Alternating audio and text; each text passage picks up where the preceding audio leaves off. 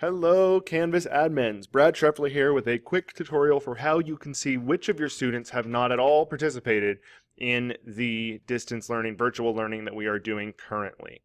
So if we can start by going into the admin panel and picking your school. We're going to go to settings. You really don't even need to wait for it to load all the way. If you click settings, it should get you there.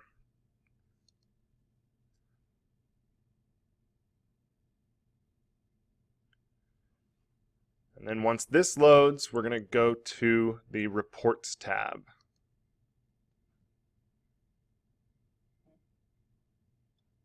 So we'll wait a second for everything to catch up. And now we're going to go all the way to the bottom.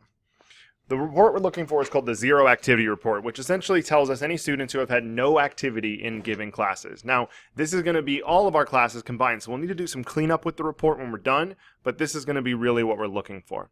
So we're going to hit Configure right here. And for terms, we're going to do the current term, which is K-12 full year. You might notice that Canvas is running a little slowly right now. That happens. We're going to do K-12 full year for 2020-2021. Running this report after the school day ends for middle school, so after 4 o'clock, is probably going to speed this up a little bit. Once the students and teachers are off of Canvas, the servers will speed up a good bit. And then finally, we will go ahead and set our start date of the report. So what this does, this start date is when it starts from, and then it goes till today, and anyone that hasn't had any access in a course between that start date and today will get flagged on this report. So for me, I want to know that they've participated in virtual learning at least once since Monday. So I'm going to put Monday to today, and then hit Run Report. At the bottom of this page, it says you will get an email when it's done. You don't. I know it says it does, but you don't. Give it about 5 minutes, and after about 5 minutes, it should be done. Go do something else, answer some emails, whatever, and then come back. You'll need to refresh this page, so you can hit the refresh button right here, or just press Control-R, and it will show you your report.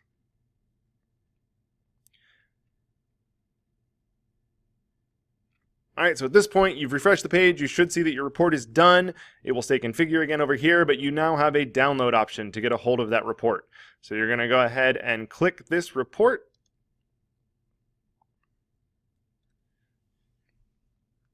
It will download to your computer.